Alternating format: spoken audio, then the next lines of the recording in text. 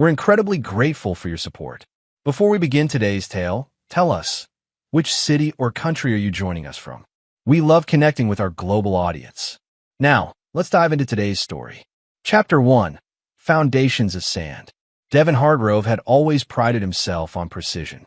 Whether it was the exact measurement of ingredients in his signature old-fashioned or the meticulous planning that had built his real estate empire, he never left anything to chance.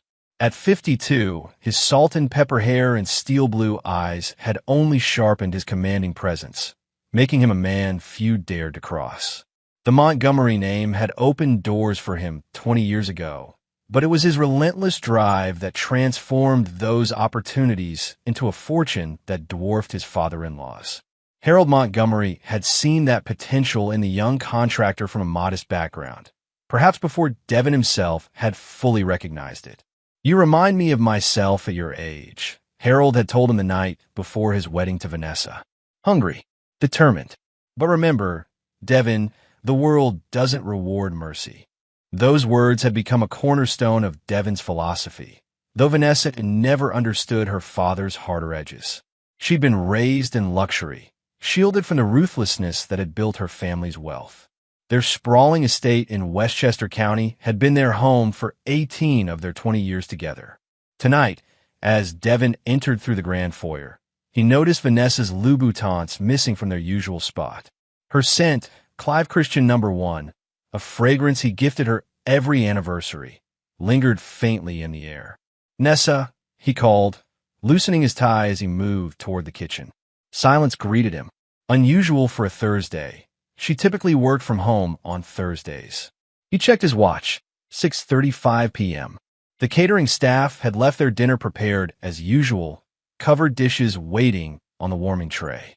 Devin poured himself 2 fingers of bourbon and checked his phone. No messages from Vanessa, but there was a text from Rowan, his head of security.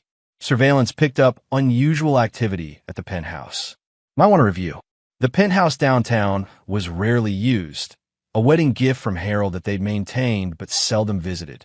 Devin's instincts, honed through years of high-stakes negotiations, hummed with warning. He opened his secure laptop and accessed the security system. The timestamp showed Vanessa entering the penthouse at 2:17 p.m. with a man. Preston Thorne, her personal assistant of 3 years. Devin watched dispassionately as they moved through the penthouse, clearly intimate in their body language. He fast-forwarded through several hours of footage, stopping when they emerged from the master bedroom at 5:43 p.m. Devin took a measured sip of bourbon. This wasn't the first time Vanessa had strayed. There had been the tennis instructor 7 years ago and the art dealer in Barcelona 3 years before that. Each time, Devin had known and chosen strategic silence. Each time, he documented, archived, and waited. Harold Montgomery had taught him patience alongside ambition. "Information is only valuable when properly leveraged," the old man would say. His phone vibrated. "Vanessa. Working late with Preston. Don't wait up." Devin set down his glass and closed the laptop. The corners of his mouth curved into a slight smile. He would wait, but not in the way she expected. Vanessa had always been beautiful. At 47, her honey blonde hair and practiced grace still turned heads. But Devin had long ago learned to recognize the hollow behind her emerald eyes, the practiced warmth in her smile. "We need to discuss the charity gala," she said over breakfast the following morning, not meeting his eyes. The Richardsons confirmed their attending. Devin nodded, scanning the financial section of the newspaper. "I invited the Bennetts. Thomas is interested in the Portland development." "The Bennetts?" She frowned. Laura Bennett always acts so superior. "Laura Bennett's husband controls the zoning commission," Devin replied evenly. "Sometimes we endure tedious company for necessary connections." Vanessa's laugh held an edge. 20 years of marriage, and that's still your philosophy? Devin lowered his newspaper, studying his wife's face. "Isn't it yours?" For a moment, something genuine flickered across her features. Perhaps fear, perhaps regret. Then her mask of polished indifference returned. "Preston has reorganized my schedule today. I'm meeting with the designer about the Southampton house renovations." Of course, Devin replied smoothly. I'm sure Preston has everything well in hand. The Southampton house had been Vanessa's latest project, a summer home she'd barely visited last season, suddenly requiring extensive renovations. Devin had approved the budget without question, knowing each expense created another strand in his web. As Vanessa left, her perfume lingering behind her, Devin called Gregory Sinclair, the family attorney who had served the Montgomerys for decades. Greg, Devin said when the older man answered, I believe it's time to review Harold's will provisions again. There was a pause on the line. All of them. Particularly the marital clauses, Devin confirmed. I'll have the documents prepared, Gregory replied carefully. Would tomorrow morning work? Perfect. Devin ended the call and opened his private safe, removing a leather-bound journal. Harold Montgomery's personal diary, entrusted to him shortly before the old man's death 5 years ago. My Vanessa has her mother's beauty and her mother's flaws, Harold had written. I've arranged the best protection I can for her. And for the fortune she's never understood the cost of building. Devin ran his fingers over the embossed leather, remembering Harold's words to him in the hospital. She'll test you. When she does, remember your promise. The promise had been simple. Protect the Montgomery legacy, even for Vanessa herself. His personal phone rang. Lena Winters, his most trusted associate. The surveillance is in place, she reported. And I've located the paper trail for the Cayman transfers. Good, Devin replied. Maintain distance, but keep me updated. Has she made any significant withdrawals? Not yet, but Preston Thorne has been researching property in Belize. Devin smiled slightly. How predictable. Thank you, Lena. As he hung up, Devin felt no anger, only a cold clarity. The game was in motion, as it had been since the day Harold Montgomery had sized him up as a potential son-in-law and decided he was worthy of both his daughter and the contingency plans that came with her. Chapter 2. The Dissolution. Over the next 3 months, Devin observed the pattern with clinical detachment. Vanessa's excuses grew more frequent, her absences more prolonged. Preston accompanied her everywhere, to charity functions, design consultations, art galleries. The young man's ambition was transparent. His calculated charm aimed at the Montgomery fortune that Vanessa controlled through her trust. What Preston didn't know, what Vanessa herself seemed to have forgotten, was that Harold Montgomery had been meticulous about protecting his wealth from outsiders. Devin maintained his usual routine, giving Vanessa the space to believe her deception was working. He attended board meetings, expanded his commercial holdings in 3 states, and made a point of being cordial to Preston whenever their paths crossed. You seem distracted lately, Devin mentioned casually over a rare dinner at home with Vanessa. Is everything all right? Vanessa's fingers tightened slightly around her wine glass. Just busy with the foundation. We're expanding the scholarship program. Admirable, Devin replied, cutting his steak with precision. Preston seems to be taking on more responsibility. You must be pleased with his performance. A flush crept up her neck. He's dedicated. Dedication is valuable, Devin agreed. Harold always appreciated loyalty above all else. At the mention of her father, Vanessa's expression hardened slightly. Dad had unusual ideas about loyalty. He understood its worth, Devin countered mildly. That night, lying beside his wife in their king-sized bed, Devin felt her restlessness. She waited until she thought he was asleep before reaching for her phone, the screen illuminating her face as she typed a message.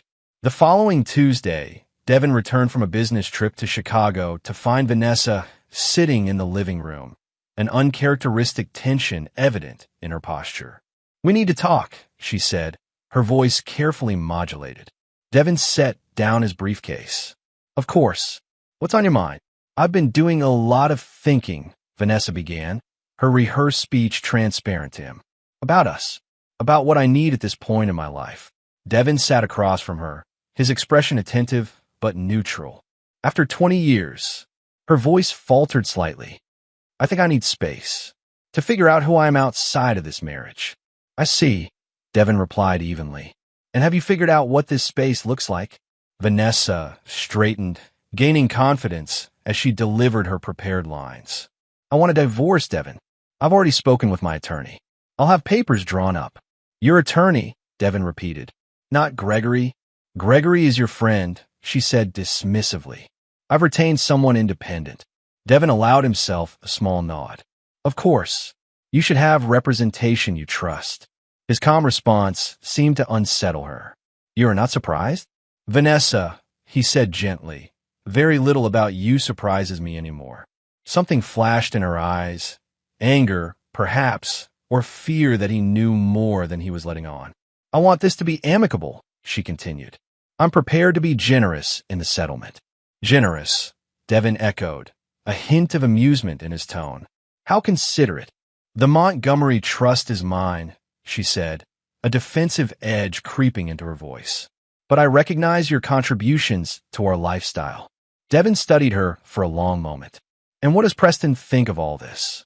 The color drained from her face. This isn't about anyone else, isn't it? Devin stood smoothly. Send the papers when they're ready. I won't contest the divorce. Her surprise was evident. You won't. No, he confirmed. If you want out of this marriage, I won't stand in your way. Relief washed over her features, quickly replaced by suspicion. Just like that. Just like that, Devin affirmed. Though I recommend reviewing your father's will before proceeding. There may be provisions you've forgotten. What are you talking about? Vanessa demanded. Devin picked up his briefcase. Ask Gregory.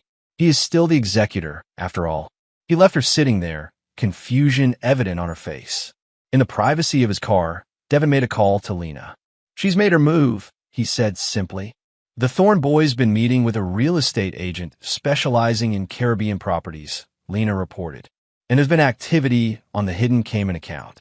Begin phase 2, Devin instructed, and tell Rowan to increase surveillance on the penthouse. Already done, Lena confirmed. Are you going to warn her about the will clause? I've given her a hint, Devin replied. Whether she follows it depends on how greedy she's grown. The divorce papers arrived 3 days later, delivered by courier to his office. The terms were exactly as he expected. Vanessa claiming the majority of their shared assets, offering him a settlement that, while substantial, was a fraction of what he was entitled to under normal circumstances. Devin signed every page without hesitation, adding his initials where indicated. He made no counteroffer, requested no changes. His signature, bold and unwavering, sealed the end of 20 years with brutal efficiency. That evening, he received a text from Gregory. She never asked about the will. Devin smiled to himself. Harold had predicted this too. Vanessa makes decisions based on desire, never prudence, he'd once told Devin. It will be her downfall. The divorce was finalized with unusual speed, expedited by Vanessa's connections and Devin's lack of resistance. He moved out of the Westchester estate into his downtown office building's executive suite, making no claim on any of their shared homes. If Vanessa found his compliance suspicious, her desire for quick freedom overrode her caution. Within weeks, society pages reported her attendance at various events with Preston Thorne no longer introduced as her assistant, but as her companion. Devin watched from a distance, playing the role of the dignified ex-husband who had gracefully accepted his fate. He took meetings, expanded his business interests, and appeared occasionally at social functions where his path deliberately never crossed with Vanessa's. Behind this facade, he meticulously executed his plan, putting into motion the mechanisms Harold Montgomery had established years before, mechanisms designed to protect the family fortune from exactly this scenario. She thinks she's won, Lena observed during one of their strategy sessions. That's the first step, Devin replied, reviewing the documents before him. Harold always said victory is sweetest when your opponent believes they've already achieved it. Chapter 3, The Engagement. 2 months after the divorce was finalized, Devin received an elaborately embossed invitation. Vanessa Montgomery, having reclaimed her maiden name, and Preston Thorne cordially requested his presence at their engagement celebration. The location, the Coral Terrace at the Palms, an exclusive resort in the Bahamas, the same place where Devin and Vanessa had spent their 10th anniversary. Bold, Gregory Sinclair commented when Devin showed him the invitation over lunch. Or perhaps just thoughtless. It's deliberate, Devin replied, sipping his water. Vanessa's always had a flair for pointed symbolism. Gregory's weathered face creased with concern. Have you informed her about the will clause yet? That would spoil the timing, Devon said with a slight smile. Harold was very specific about how this should unfold. The old man had a vindictive streak, Gregory acknowledged. But are you sure this is how you want to handle it? Once triggered, the clause is absolute. She'll lose everything. Harold didn't design it as punishment, Devon corrected. He designed it as protection, for the legacy he built and for Vanessa herself. Ironically enough, Gregory studied his client carefully. And what about Preston Thorne? My investigator's report suggests he's quite ambitious. Preston is playing a game without understanding the rules, Devon replied. That's his mistake, not mine. Later that afternoon, Devon met with Rowan Sullivan, his head of security, in a private room at his club. We've confirmed the transfer of funds, Rowan reported, sliding a folder across the table. $5 million moved from her personal account to a shell company in Thorne's name. Devon reviewed the documents.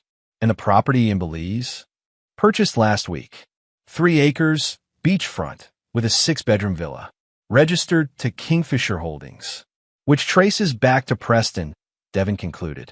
Through 3 layers of shell companies, Rowan confirmed. He's been careful, but not careful enough. And Vanessa's knowledge of these arrangements? Rowan hesitated. Based on the surveillance, she believes they're investing together in their future home. Thorne has shown her photos, discussed renovation plans. She doesn't appear to know about the sole ownership structure. Devon nodded thoughtfully. He's planning his exit strategy. Ambitious and cautious. Should we alert her? Rowan asked. No, Devon replied firmly. This is proceeding exactly as expected. The engagement party was scheduled for the following month. Devon arranged his calendar to be in the Bahamas coincidentally for a development meeting. He RSVP'd to the invitation with a simple note. Congratulations on your happiness. I look forward to celebrating with you both. Lena raised an eyebrow when he showed her the response. You're really attending? It's critical to the timeline, Devon explained.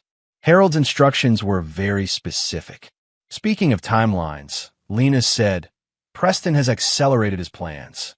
He's interviewing for positions with developers in Central America. Without Vanessa's knowledge? Lena nodded. According to our source, he's planning to surprise her with the move after they're married, supposedly as a romantic gesture. How thoughtful, Devon remarked dryly. Has the legal team finished reviewing the trust documentation? Everything is in order, Lena confirmed. The moment she remarries, the dissolution clause activates. The entire Montgomery fortune reverts to the foundation, with you as the controlling executor. And Preston, if he's married her at that point, he gets nothing. The prenuptial agreement Harold had her sign before your marriage prevents any Montgomery assets from transferring to subsequent spouses. Devon leaned back in his chair. Harold was thorough. Ruthlessly so, Lena agreed. But there's something else you should know. Vanessa has been meeting with finance experts, looking for ways to access the principal of the trust. She can't, Devon said with certainty. Harold locked it down completely. She's desperate, Lena explained. According to our sources, she's promised Preston significant capital for his development ambitions. Capital she can't actually access. Devon considered this new information. She's overextended herself. Interesting. As the engagement party approached, Devon maintained his disciplined routine. He expanded his real estate holdings in the Caribbean, coincidentally near Preston's secret property purchases. He met with Gregory Sinclair to finalize the legal details that would soon be set in motion. The night before his flight to the Bahamas, Devon received an unexpected visitor at his penthouse. Catherine Montgomery, Vanessa's younger sister, who had distanced herself from the family drama years ago. You're really going to let her do this? Catherine asked without preamble, accepting the glass of wine he offered. Your sister makes her own choices, Devon replied. Catherine studied him with eyes remarkably similar to Harold's, shrewd and penetrating. Dad told me, about the clause. Devon's expression revealed nothing. Did he? He said you were the only one he trusted to handle Vanessa when the time came. She took a sip of wine. Preston Thorne is a con man. He's done this before. I'm aware, Devon acknowledged. And you're still letting her walk into this trap? I'm letting her experience the consequences of her choices, he corrected. As your father intended. Catherine shook her head. You're as ruthless as Dad was. He considered that a compliment, Devon noted with a slight smile. It wasn't meant as one, she said, though there was no real bite in her words. What happens after? When she's lost everything and Preston has abandoned her. The foundation will provide her a stipend, Devon explained. Generous, but controlled. She'll be comfortable, but never again in a position to be exploited. Assuming she accepts it, Catherine pointed out. Pride has a short lifespan when faced with necessity, Devon replied. Harold understood that better than most. As Catherine left, she paused at the door. She did love you once, you know, before she forgot who she was. Devon nodded once, acknowledging her words without sentimentality. Safe travels home, Catherine. That night, as he packed for the Bahamas, Devon reviewed Harold Montgomery's journal one last time. The passage he sought was near the end, written in the old man's increasingly shaky hand. I've seen the look in Preston Thorne's eyes when he thinks no one is watching. He believes Vanessa is his ticket to wealth, unaware that I've ensured she's merely the bait in a trap. Devon understands the game we're playing. When the time comes, he'll remember his promise. The promise. 20 years ago, standing beside Harold's hospital bed after a minor heart attack, Devon had given his word. If Vanessa ever betrayed their marriage, he would execute Harold's contingency plan without mercy or hesitation. Not for revenge, Harold had insisted. For protection. The Montgomery legacy wasn't built to be squandered by opportunists. As Devon closed the journal, he felt no triumph, no vindication, only the calm certainty of a man fulfilling a long-standing obligation. Chapter 4. Paradise Lost. The Palms Resort gleamed like a pearl against the turquoise Bahamian waters.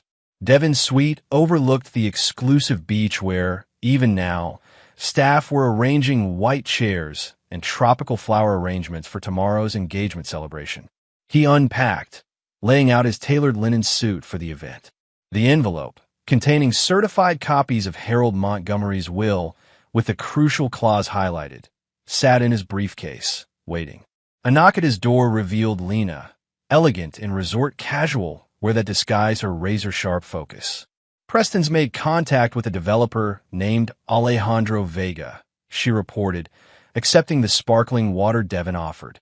They met yesterday at the marina. Vega owns significant property adjacent to Preston's secret Belize purchase. A potential partner for whatever he's planning, Devon surmised. More than that, Lena added. According to our source, Preston's already committed $15 million to a joint venture. Money he doesn't have unless Vanessa provides it, Devon finished. Which she can't do once the clause activates. Exactly. Lena's expression hardened. He's setting her up for catastrophic failure. Devon moved to the balcony, watching distant figures on the beach. Has Vanessa arrived yet? This morning, with her usual entourage. She's booked the presidential villa. And our other arrangements? In place, Lena confirmed. Gregory landed an hour ago with the legal team. They're staying at the resort next door, ready to move when you give the signal. Devon nodded, satisfied. And Preston's background confirmation? Comprehensive, Lena said, opening her tablet to display a series of documents. This isn't his first time targeting wealthy women. 3 previous relationships, all following the same pattern. Wealthy, somewhat isolated women, whirlwind romances, followed by significant investment opportunities. He's careful, though. He's never been charged. Because they're too embarrassed to admit they were conned, Devon noted. Exactly. The most recent was Diane Hewitt in Boston. Lost nearly $7 million before her family intervened. Devon studied the information dispassionately. Harold suspected as much. He had Preston investigated the moment Vanessa hired him. You knew? Lena asked, surprised. I knew Preston had a history. Harold left detailed files. Devon's expression remained impassive. What I didn't know was whether Vanessa would fall for it. And when she did, I followed Harold's playbook, Devon replied simply. Give her enough rope to entangle herself fully before executing the contingency plan. That evening, from the discreet corner table of the resort's signature restaurant, Devon observed Vanessa and Preston dining with their inner circle. She looked radiant animated as she described something to her captivated audience. Preston's hand rested possessively on hers, his charm on full display. Devin ate his meal unhurriedly, making no effort to hide his presence. When Vanessa finally noticed him, her laughter faltered momentarily before she regained her composure, whispering something to Preston. Minutes later, Preston approached Devin's table with practiced affability. "Devin," he greeted, extending his hand. "We're honored you came. Vanessa wasn't sure you'd accept the invitation." Devin stood, shaking the younger man's hand firmly. "I wouldn't miss it. Congratulations on your engagement." "Thank you," Preston replied, his confidence evident. "We're very happy. I hope there are no hard feelings." "None whatsoever," Devin assured him smoothly. "Vanessa deserves happiness." Preston's relief was visible. "We were hoping you might join us for a drink." "For old time's sake, perhaps another time," Devin demurred. "I have an early meeting tomorrow before your celebration." "Of course, business first," Preston nodded knowingly. "That's one thing Vanessa said you taught her, the importance of timing in business matters." "Indeed," Devin agreed, a hint of a smile playing at his lips. "Timing is everything." After Preston returned to their table, Devin noticed Vanessa watching him with undisguised wariness. He raised his glass slightly in her direction before finishing his meal and departing. In the privacy of his suite, Devin reviewed the final preparations with Rowan via secure line. "The Belize property documentation is ready," Rowan confirmed. Along with the records of Preston's meetings with Vega and the falsified investment prospectus he's been showing Vanessa. "Good," Devin replied. "And the offshore transfers?" "Tracked and documented. He's already moved the $5 million she gave him, not to the development account, but to his personal holdings in Singapore." Devin nodded to himself. Everything is proceeding as expected. Harold would be impressed with his foresight. "There's one more thing," Rowan added. "Preston made a call after meeting you tonight. He's accelerated the timeline. They're planning to marry within the month, not in 6 months as they've told everyone." "A secret ceremony?" "Yes. He's arranged everything in Belize. Apparently, he told Vanessa it would be romantic to elope, just the two of them." Devin considered this new information. "He's getting nervous. Perhaps my presence unsettled him more than he let on." "Should we adjust our timeline?" "No," Devin decided. "Tomorrow proceeds as planned. Better to cauterize the wound completely than allow it to fester." The following morning dawned clear and perfect, as if nature itself had been bribed to provide an idyllic backdrop for the engagement celebration. Devin took breakfast on his balcony, reviewing Harold's journal one last time before placing it in his briefcase alongside the envelope. At precisely 10:30 a.m., he met Gregory in the lobby. "Everything is prepared," the attorney confirmed quietly. "Though I must ask once more if you're certain about this approach. There are less public ways to handle the situation." "Harold was explicit," Devin replied. "The lesson must be unambiguous, not just for Vanessa, but for Preston and anyone else who might target the Montgomery fortune." Gregory sighed. The old man always did have a flair for the dramatic. He understood the value of a decisive statement, Devin corrected. By noon, the beach was transformed into an elegant celebration space. White chairs faced a floral arch where, ironically, Devin and Vanessa had renewed their vows on their 10th anniversary. Now, it would frame Vanessa and Preston as they celebrated their engagement. Guests mingled, cocktails in hand. The social elite of several continents gathered to witness what they believed was a simple love story. A woman finding happiness after divorcing her cold, business-focused husband. Devin arrived precisely on time, dressed impeccably in lightweight linen, projecting the image of dignified acceptance. He accepted condolences and well wishes with grace, playing his role flawlessly. Vanessa spotted him from across the gathering, her emerald eyes narrowing slightly before she composed herself and approached Preston at her side. "Devin," she greeted, her voice carefully modulated. "Thank you for coming." "Of course," he replied smoothly. "You look beautiful, Vanessa." She studied his face, searching for signs of resentment or pain. Finding none, her uncertainty increased visibly. "I'm glad we can be civil about this." "More than civil," Devin assured her. I wish you both the greatest happiness." Preston, eager to assert his position, slipped his arm around Vanessa's waist. "That means a lot, coming from you. We're hoping to maintain good relationships with everyone from Vanessa's past." "How progressive," Devin remarked, his tone pleasant, but with an undertone that made Preston shift uncomfortably. The celebration proceeded according to schedule. Champagne flowed, speeches were made, and at the perfect moment, just as Preston led Vanessa to the floral arch to make their formal announcement, Devin positioned himself at the edge of the gathered crowd. Preston's voice carried across the hushed audience. "Vanessa and I are overjoyed to announce that we'll be married in a private ceremony next month in Belize, where we're developing a spectacular property together." Applause erupted, glasses were raised, and photographers captured the moment. Vanessa beamed, her happiness seemingly complete as she gazed adoringly at her fiancé. "And now," Preston continued, "we'd like to invite everyone to join us for our first dance as an engaged couple." As music began and guests cleared space for the dance floor, Devin moved forward with precise timing. He approached the couple just as they took their position at the center of attention. "Congratulations," Devin said, his voice carrying despite its measured tone. He extended the envelope toward Vanessa. "I thought you might want this before finalizing your plans." Vanessa frowned, reluctantly accepting the envelope. "What is this?" "Your father's will," Devin replied calmly. "Specifically, the dissolution clause that you never bothered to review." The color drained from her face. "What dissolution clause?" "The one that stipulates that if you divorced me and remarried within 5 years, you forfeit control of the Montgomery trust entirely." Devin's expression remained impassive. "Effective immediately upon your engagement announcement." Preston's smile faltered. "What is he talking about, darling?"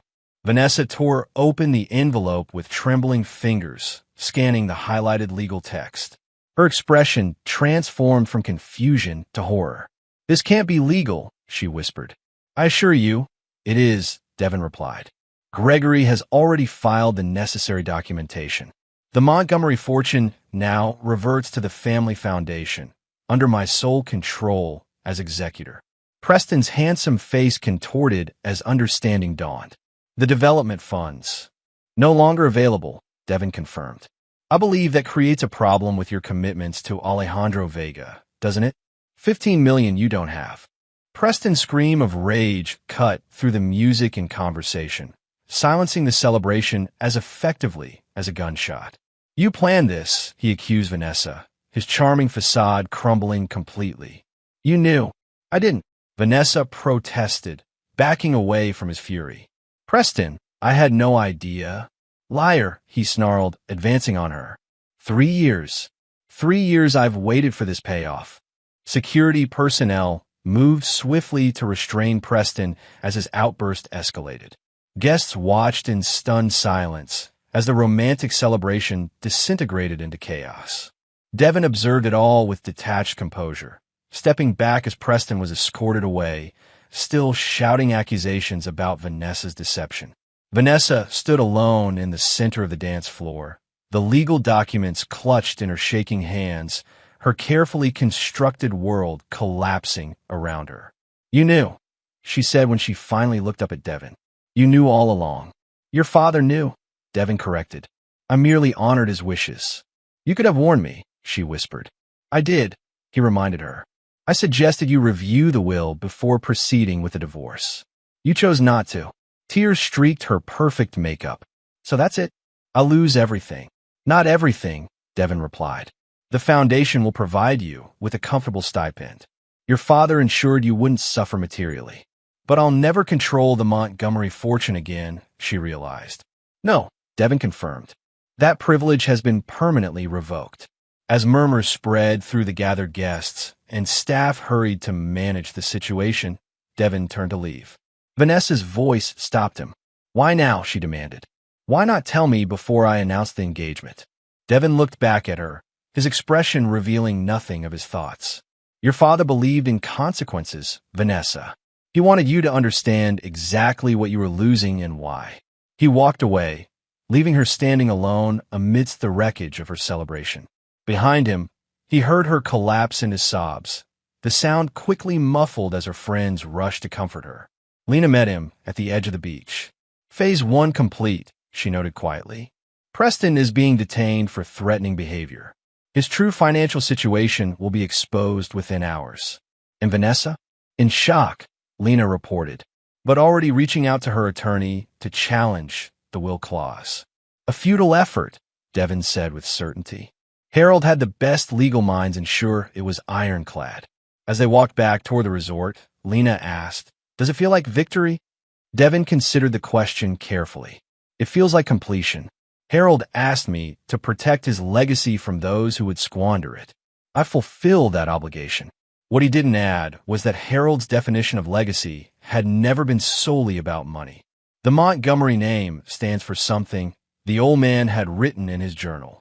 When Vanessa betrays you, and she will, remember that the lesson isn't just for her. It's for anyone who believes wealth comes without responsibility. Chapter 5, The Fallout. The aftermath of the engagement party unfolded with the precision of a well-orchestrated symphony. By sunset, Preston Thorne had been released from security detention and was frantically attempting to contact his business associates. His calls went unanswered. Alejandro Vega, warned about Preston's empty promises, had already withdrawn from their arrangement. Devin monitored these developments from his suite, receiving regular updates from Lena and Rowan. When his secure phone rang, he wasn't surprised to see Gregory Sinclair's name on the display. "Vanessa's attorney has reached out," Gregory reported. "They're requesting an emergency meeting." "Predictable," Devin replied. "Schedule it for tomorrow morning. Here at the resort. They're pushing for immediate restoration of her access to the trust," Gregory continued, claiming duress and failure to properly notify. "Claims that will fail," Devin stated with certainty. Harold's instructions were explicit. After ending the call, Devin poured himself a modest scotch and stepped onto the balcony. The sun was setting over the ocean, painting the sky in dramatic oranges and purples.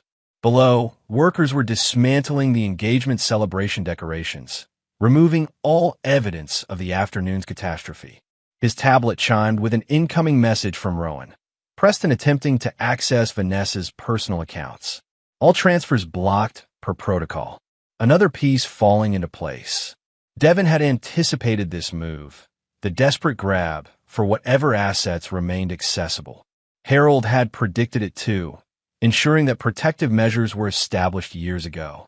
A soft knock at his door revealed Catherine Montgomery, her expression a mixture of concern and resignation.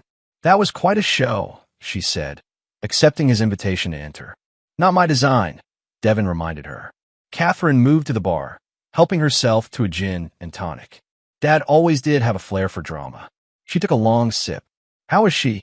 "Struggling to understand the magnitude of what's happened," Devin replied honestly. "And Preston?" Revealing his true character, Devin said. "He's already attempting to drain what remains of her accessible accounts." Catherine shook her head. She never could judge character. Mom was the same way.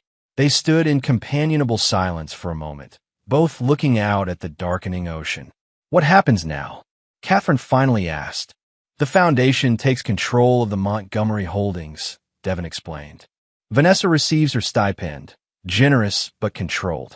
Preston is eliminated as a threat. And you? What do you get out of all this?" Devin considered the question.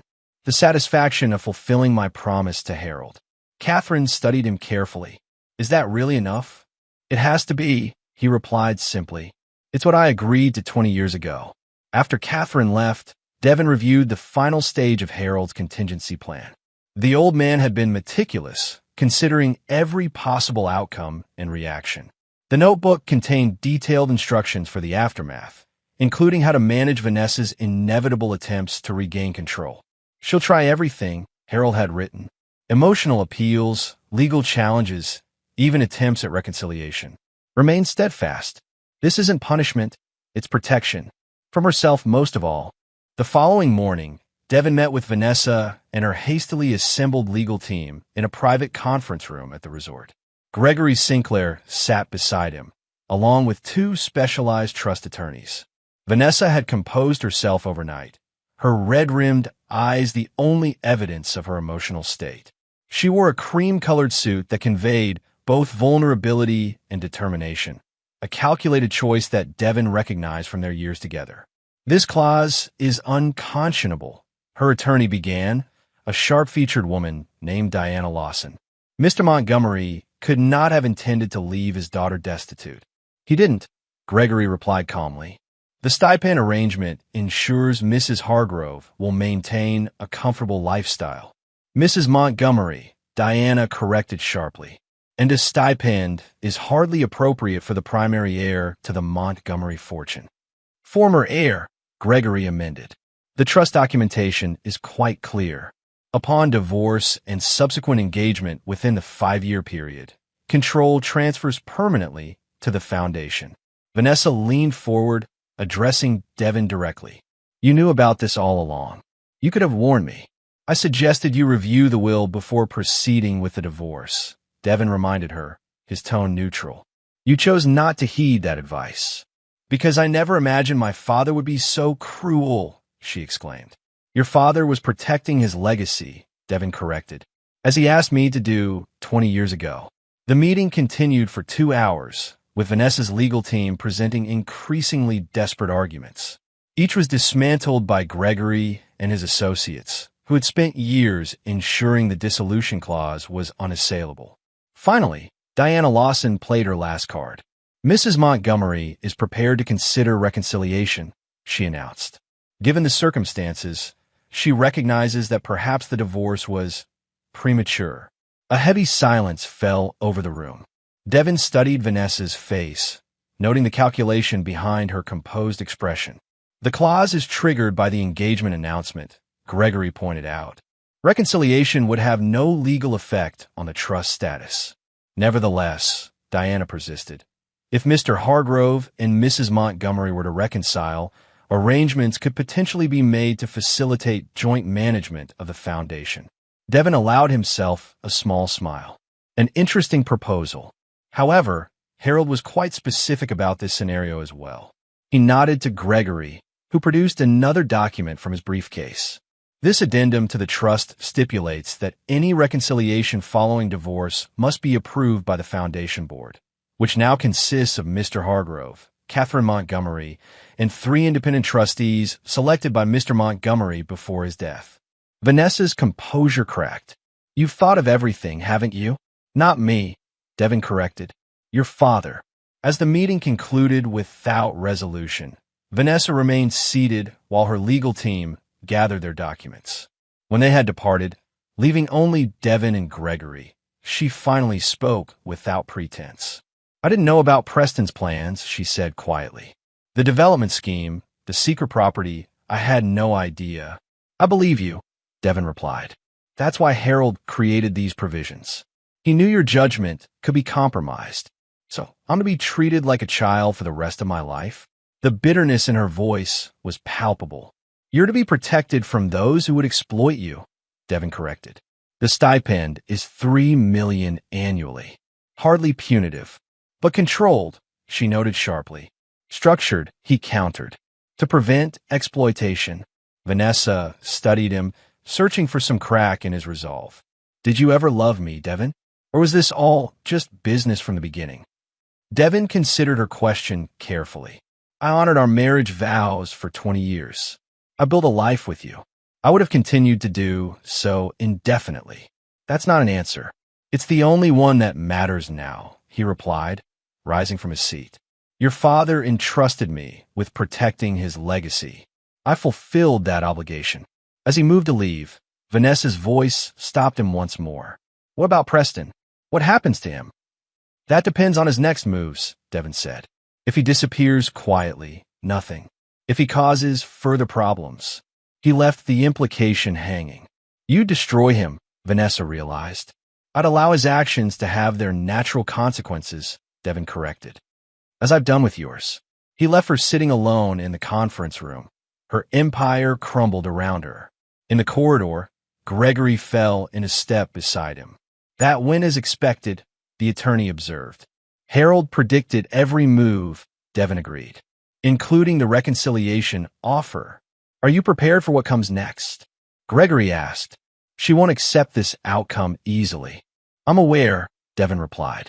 Continue monitoring her communications and accounts. If she attempts to circumvent the structure, implement the secondary restrictions. As they parted ways, Devin received a message from Rowan. Preston attempting to leave the island. Customs notified about outstanding financial issues with local authorities. Another piece in place.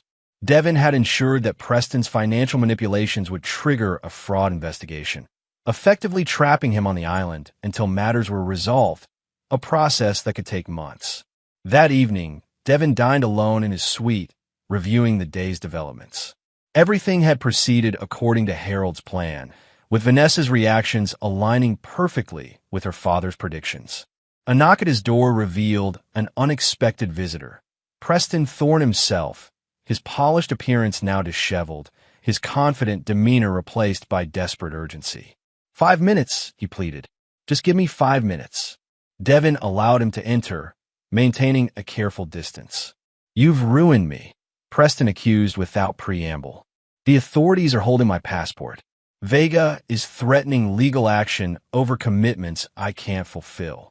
Consequences, Devin observed mildly. For actions you chose to take. Preston ran a hand through his hair. Look, I know how this must seem, but Vanessa and it wasn't all an act. There were real feelings there. We're there, Devin asked, his tone making it clear he didn't believe a word. Preston abandoned the pretense. What do you want? There must be something I can offer. Nothing you possess holds any value to me, Devin replied simply. Information, then, Preston pressed. About Vanessa. Things you don't know. Devin's expression remained impassive. I doubt that very much. She was planning to leave you even before I came along, Preston insisted. She told me about the others. The tennis instructor, the art dealer in Barcelona. She said you were too cold, too focused on business to notice. I noticed, Devin corrected calmly. I simply chose not to react. Preston blinked, momentarily thrown off balance. You knew? All along. Harold ensured I was fully informed about Vanessa's indiscretions. Each was documented and archived. Then why wait until now? Preston demanded. Why not divorce her years ago? Timing, Devin replied simply. Harold's instructions were specific. Wait until she found someone truly dangerous to the Montgomery legacy. Someone like you. The color drained from Preston's face as understanding dawned. This was a trap. All of it. Not a trap, Devin corrected. A contingency plan created by a man who understood his daughter's weaknesses and sought to protect her from them, and from men like you. Preston's desperation visibly increased. I can't stay here. I have debts, dangerous people expecting payment. Your personal difficulties are not my concern, Devin stated. They should be, Preston countered, his tone hardening. Because if I go down, I'll take Vanessa with me. Every sordid detail of our relationship, every private moment, all of it public. Devin regarded him with cold assessment. Are you attempting to blackmail me, Mr. Thorne? I'm offering a solution, Preston insisted. Help me resolve my situation, and I disappear quietly. Everyone saves face. An interesting proposal, Devin acknowledged. Unfortunately, it assumes I care about Vanessa's public embarrassment. I don't. Then what about your own reputation? Preston pressed. I'll tell everyone how you manipulated this situation, how you waited and watched, planning your revenge for years.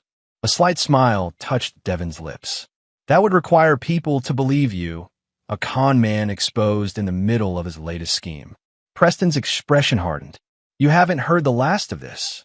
Actually, Devin replied, opening the door to indicate the meeting was over. I believe I have. After Preston stormed out, Devin contacted Rowan. Preston will likely attempt to leave the island tonight, through unofficial channels. Make sure the authorities are aware. Already done, Rowan confirmed. We've identified a charter captain he's been in contact with. Local police are monitoring the situation. As Devin prepared to return to New York the following day, he received one final visitor, Catherine Montgomery. Vanessa's been sedated, she reported. Her doctor is concerned about her emotional state. A predictable reaction, Devin noted. The stipend includes comprehensive health coverage. Catherine studied him carefully. You're really going through with all of this, exactly as Dad planned? It's what I promised him, Devin replied simply. Even the final phase? She asked. The complete isolation? Devin nodded once. Harold was clear. If Preston attempts blackmail or public exposure, which he has, then Vanessa is to be completely cut off, except for essential support services. It seems cruel, Catherine observed. It's protective, Devin corrected. Preston is dangerous, more so now that he's desperate. Isolating Vanessa from his influence is the safest approach. Catherine sighed deeply. Dad always did believe in harsh lessons. He believed in lasting ones, Devin amended. This isn't punishment. It's the consequence of choices made with full awareness of their potential impact. As Catherine left, she paused at the door. Will you ever forgive her?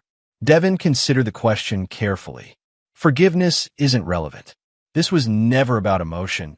It was about obligation and responsibility. To Dad, she noted. To the promise I made, he clarified. To protect the Montgomery legacy, even from those who should have valued it most. After she departed, Devin stood on the balcony, watching the ocean. Harold's voice seemed to echo in his mind. When it's done, you'll feel nothing. No satisfaction, no vindication. Only the knowledge that you fulfilled your duty. That emptiness is the price of keeping your word. The old man had been right. As Devin surveyed the wreckage of lives carefully orchestrated over 20 years, he felt neither triumph nor regret, only the calm certainty of a task meticulously completed. Chapter 6. Checkmate. 1 month after the engagement party catastrophe, Devin sat in his Manhattan office reviewing the quarterly reports for the Montgomery Foundation. The transition of control had been seamless, exactly as Harold had planned. The financial empire continued to function efficiently, unaffected by the personal drama that had precipitated the change in leadership. Lena entered with the morning security briefing. Preston Thorne was arrested in Miami last night, she reported, attempting to enter the country on a falsified passport. As expected, Devin noted, setting aside the financial documents. Has he made any statements? He's claiming persecution and offering to cooperate with authorities regarding financial crimes involving the Montgomery family, Lena replied, her tone conveying her skepticism. A desperate move, Devin observed. Ensure our legal team is prepared for any inquiries. Already done, she confirmed. Gregory has assembled a response team. They don't anticipate any genuine concerns. Preston has no actual evidence of wrongdoing, only unsubstantiated accusations. Devin nodded, satisfied. Harold's meticulous approach extended to every aspect of the Montgomery business interests. There were no financial irregularities to discover, no matter how desperately Preston searched. And Vanessa? He inquired. Still at the Connecticut property, Lena reported. She's made several attempts to contact financial institutions regarding her trust access. All have been redirected to the foundation as instructed. Has she attempted to contact Preston? No, Lena said. According to our surveillance, she's refused his calls since the arrest was reported in the media. Devin considered this information. She's beginning to understand the magnitude of her miscalculation. Later that afternoon, Gregory Sinclair arrived for their weekly meeting, bringing news of Vanessa's latest legal maneuvers. She's filed a petition challenging Harold's mental capacity at the time he established the dissolution clause, the attorney reported, claiming he was suffering from early dementia. A transparent attempt, Devin replied dismissively. Harold underwent comprehensive cognitive assessment annually. The trust amendments were all executed during periods of verified mental clarity. Of course, Gregory agreed. We have the medical documentation ready. The petition will be dismissed, but it's worth noting the escalation in her tactics. Devin leaned back in his chair, contemplating this development. Has she attempted to access Catherine's portion of the family trust? Not yet, Gregory said, though we anticipate that move soon. Catherine has been briefed and understands the importance of maintaining a unified front. Good, Devin nodded. Implement the communication restrictions. From this point forward, all of Vanessa's inquiries are to be directed through official foundation channels only. Gregory frowned slightly. Complete isolation? That seems severe. It's necessary, Devin stated firmly. Harold was explicit about this phase. Vanessa must understand that her attempts to circumvent the structure will only result in further restrictions. After Gregory departed, Devin received an unexpected call from Detective Michael Reeves of the Financial Crimes Division, a man he'd worked with on several development projects in the past. Preston Thorne has made some interesting claims. Reeves began without preamble. Says you orchestrated an elaborate scheme to defraud your ex-wife of her inheritance. Desperate allegation from a desperate man, Devin replied calmly. I assume you've reviewed his history? 3 previous instances of targeting wealthy women, Reeves confirmed, along with outstanding warrants in 2 states for fraud. Not exactly a credible witness. Indeed, Devin agreed. Still, Reeves continued, I need to ask, was there any manipulation of the Montgomery Trust documents? Any possibility that Harold Montgomery's wishes were reinterpreted after his death? None whatsoever, Devin stated confidently. The dissolution clause was established 15 years ago, witnessed by multiple attorneys, and reaffirmed in Harold's final will. The documentation is extensive and unambiguous. That's what I figured, Reeves acknowledged. But I had to ask. Thorne is making a lot of noise, claiming conspiracy and entrapment. The claims of a con man caught in his own game, Devin observed. After ending the call, Devin turned his attention to the final phase of Harold's plan. The old man had anticipated every move, including Preston's desperate attempts to involve authorities and Vanessa's legal challenges. When all other avenues are exhausted, Harold had written, she will attempt direct reconciliation. This is perhaps the most dangerous phase, as her desperation will make her persuasive. Remember your promise. That evening, as predicted, Vanessa called his private line, a number few people possessed. We need to talk, she said when he answered, her voice steady but with an undertone of strain. In person. No lawyers, no intermediaries. That would be inadvisable, Devin replied evenly. Please, she said, the word clearly difficult for her to utter. There are things I need to say, things you should hear. Devin considered refusing outright, but Harold's instructions had covered this scenario as well. Allow the meeting. Let her make her case. Then ensure she understands the permanence of her situation. Very well, he conceded. Tomorrow. My office. Noon. Thank you, she said, relief evident in her voice. I'll be there. After ending the call, Devin contacted Lena. Vanessa will be coming to the office tomorrow. Ensure security is prepared and have Gregory on standby. Do you think she's planning something? Lena asked. Harold thought she might, Devin replied.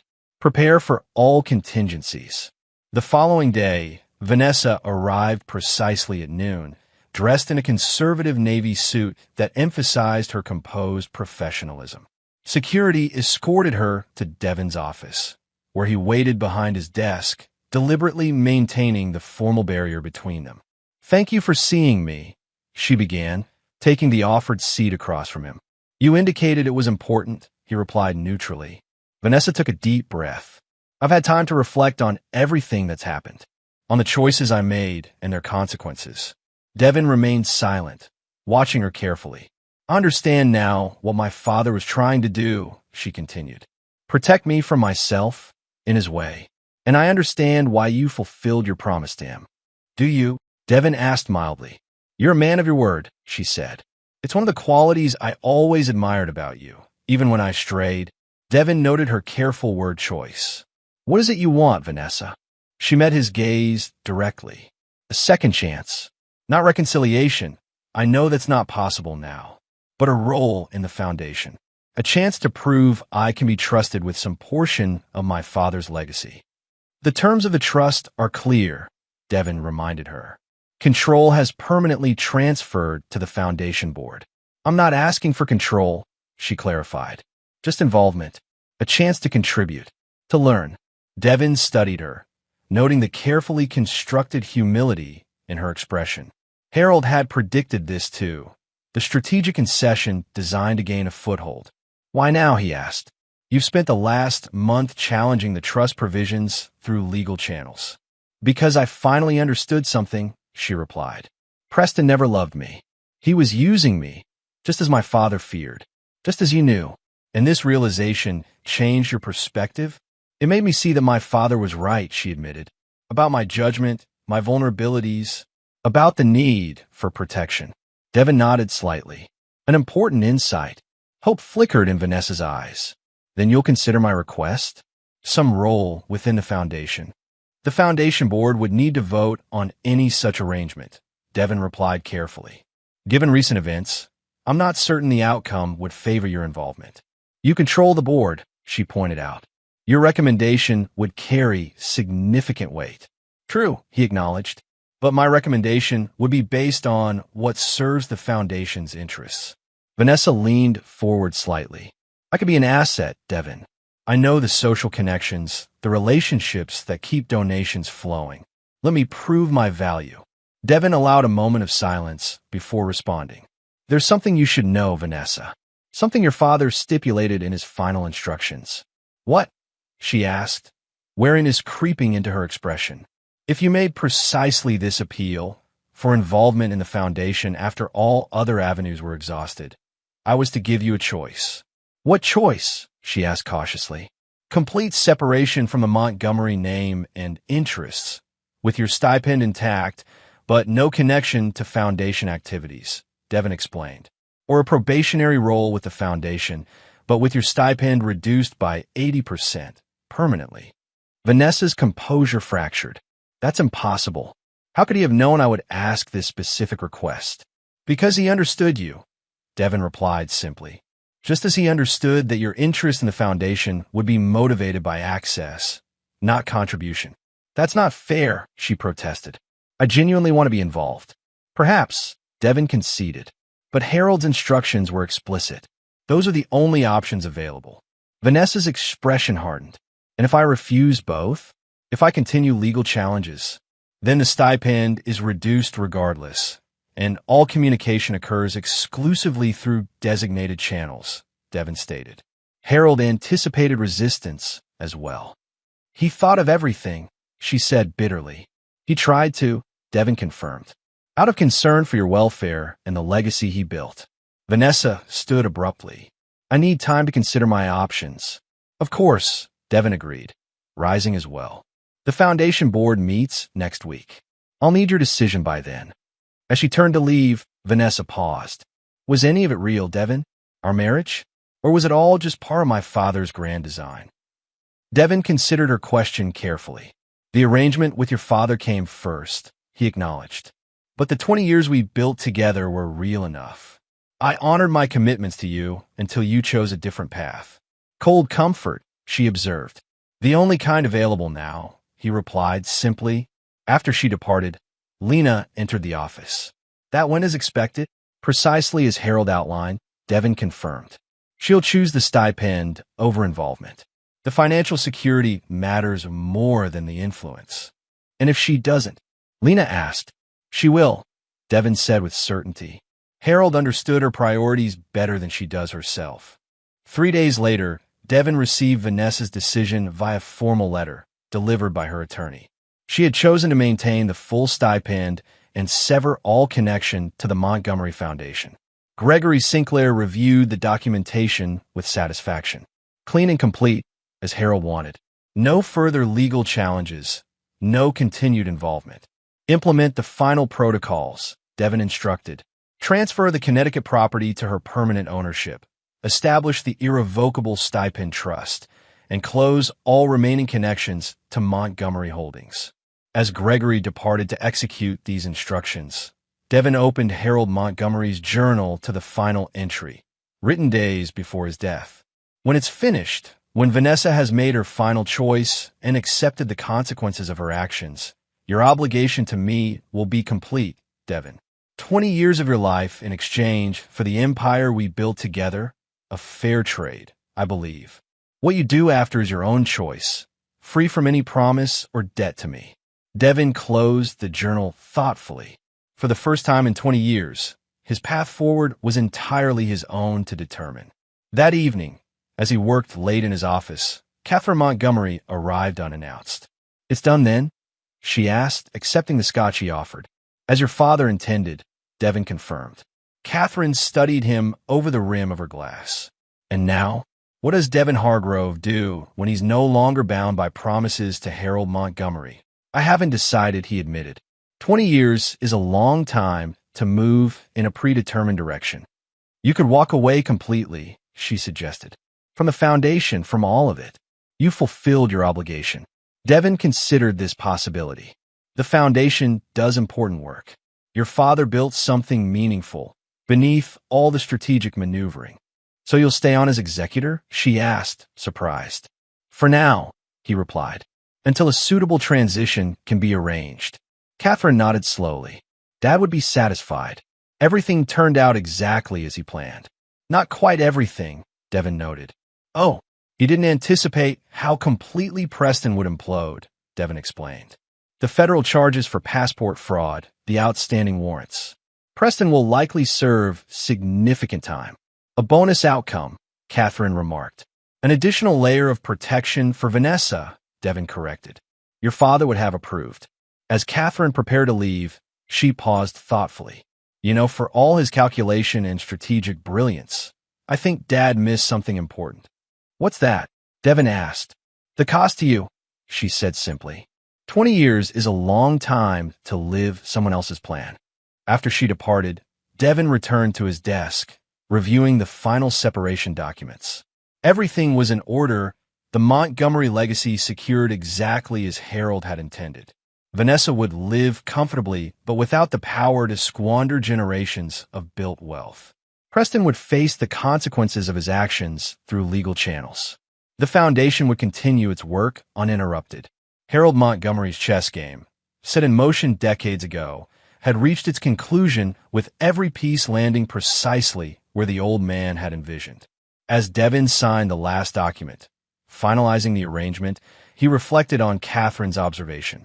20 years of his life, dedicated to fulfilling a promise to a man who had seen potential in him when few others had. A fair exchange, perhaps, but one that left him at a crossroads he hadn't anticipated. For the first time in decades, Devin Hargrove was free to determine his own course, a freedom that carried its own kind of emptiness. The game was won, the obligation fulfilled. What remained was the question Harold had never addressed. What comes after the checkmate? Chapter 7, New Horizons. 6 months after finalizing the separation from Vanessa, Devin stood in his Manhattan office, gazing at the city skyline as dusk descended. The transition of Montgomery Foundation leadership was proceeding smoothly, with a carefully selected team gradually assuming the responsibilities he had managed since Harold's death. Lena entered with her usual quiet efficiency. The board approved the Jakarta expansion, she reported. Construction begins next quarter. Good, Devin nodded, turning from the window. And the transition timeline? On schedule, she confirmed. By year's end, your active involvement won't be required for day-to-day operations. Devin nodded, satisfied. After fulfilling his promise to Harold, he had decided to step back gradually from the Montgomery interests. Not an abrupt departure, but a measured withdrawal that ensured stability. Any word for Vanessa? He asked. She's purchased a property in Palm Beach, Lena reported. Modest by her previous standards, but comfortable. The stipend trust is functioning as designed. Devin absorbed this information without visible reaction. Vanessa had ultimately accepted her new reality with the practicality Harold had always believed she possessed beneath her impulsive nature. The reduced circumstances had forced a kind of recalibration, just as her father had intended. And Preston, he inquired. Sentenced last week, Lena said. 7 years for fraud and passport violations. His cooperation attempts failed to reduce the sentence significantly. As expected, Devin noted. Preston's attempts to trade information about the Montgomery family had yielded nothing of value to authorities. Harold's business dealings had always been impeccably documented and entirely legitimate. After Lena departed, Devin received an unexpected call from Catherine. I'm in town, she said without preamble. Having dinner at Laurent. Join me? Devin checked his watch. He had no other commitments, an increasingly common occurrence as he disentangled himself from the Montgomery empire. I'll be there in 30 minutes. Laurent was an exclusive French restaurant in Midtown, one of Catherine's favorites. When Devon arrived, he found her already seated at a corner table, a glass of Bordeaux in hand. "You look rested," she observed as he joined her. "Retirement agrees with you." "Semi-retirement," he corrected mildly. "I still maintain some interests." Catherine smiled slightly. "But nothing that consumes you the way the Montgomery obligations did." "True enough," he acknowledged. As they ordered and began their meal, Catherine studied him thoughtfully. "Have you heard about Vanessa's latest venture?" Devon raised an eyebrow. "I haven't been monitoring her activities closely." "She started a small foundation," Catherine explained, "focused on supporting women rebuilding after divorce and financial setbacks." "Ironic," Devon noted. "Perhaps," Catherine agreed. "Or perhaps just drawing from experience. She's keeping it small, manageable, within the constraints of her stipend. Learning from past mistakes," Devon observed. "Harold would be pleased." Catherine sipped her wine thoughtfully. "I'm not sure he would. Dad always wanted control more than growth." "He wanted protection for what he'd built," Devon corrected. "And now that it's protected," Catherine asked, "what do you want, Devon? After 20 years of fulfilling someone else's vision, have you discovered your own?" The question caught him slightly off guard. Since completing his obligation to Harold, Devon had focused on the mechanical aspects of disentanglement, legal transitions, leadership changes, structural adjustments. The deeper question of personal direction remained unexplored. "I'm considering options," he replied carefully. Catherine smiled knowingly. "Always precise in your answers." Another trait Dad admired. As their dinner continued, the conversation shifted to Catherine's own ventures, her conservation work in Africa, her photography exhibitions. Unlike Vanessa, she had always maintained healthy distance from the Montgomery fortune, establishing her own identity separate from family wealth. "I'm leaving for Kenya next week," she mentioned as they finished their meal. "A new wildlife preserve project." "Important work," Devon acknowledged. "Your father would be proud." Catherine's expression turned reflective. "Would he?" Dad measured success in terms of empire building. Conservation was always a nice hobby in his view. He respected commitment, Devon countered, whatever the field. As they parted ways outside the restaurant, Catherine's parting words lingered with him. "Don't spend too long in the shadows of someone else's legacy, Devon. Even after fulfilling your promise, you're still defining yourself by Dad's expectations." Back in his apartment, Devon found himself contemplating her observation. For 20 years, his path had been clearly defined by his promise to Harold. Now, with that obligation fulfilled, the way forward seemed strangely undefined. His secure phone rang. Gregory Sinclair, calling unusually late. "Sorry to disturb you," the attorney began, "but there's a situation developing. Preston Thorne was attacked in prison yesterday. He's in critical condition." "How is this relevant to our interests?" Devon asked, maintaining his characteristic composure. "Before losing consciousness, he made statements to prison authorities," Gregory explained, claiming the attack was ordered by you as retribution for his relationship with Vanessa. Devon frowned slightly. "An absurd allegation. I have no connection to Preston's current circumstances." "Of course," Gregory agreed quickly, "but the authorities will need to investigate the claim, given Thorne's condition. I wanted you to be prepared for potential inquiries." "Thank you for the warning," Devon replied. "Keep me informed of developments."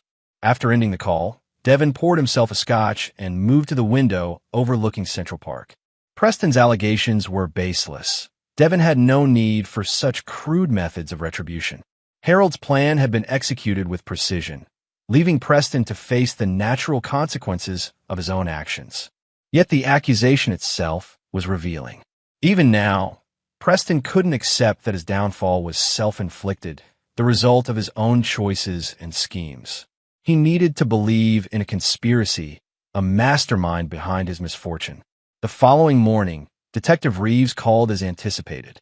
"I have to ask," he began apologetically, "about these allegations from Preston Thorne." "I understand," Devon replied calmly. "They're completely unfounded. I have no reason to arrange harm to Mr. Thorne. His current circumstances are entirely of his own making." "That's my assessment as well," Reeves acknowledged. "But I need to go through the motions." "Your whereabouts yesterday?" Board meeting until 4. Dinner with Catherine Montgomery at Loron from 7 until 9:30. Then home, Devin recounted. All easily verified. I'll need to do that, Reeves confirmed. Just procedure. Of course, Devin agreed. I have nothing to hide. After the detectives' inquiries were satisfied, Devin met with Lena to discuss the development. Preston seems determined to cast himself as the victim, she observed.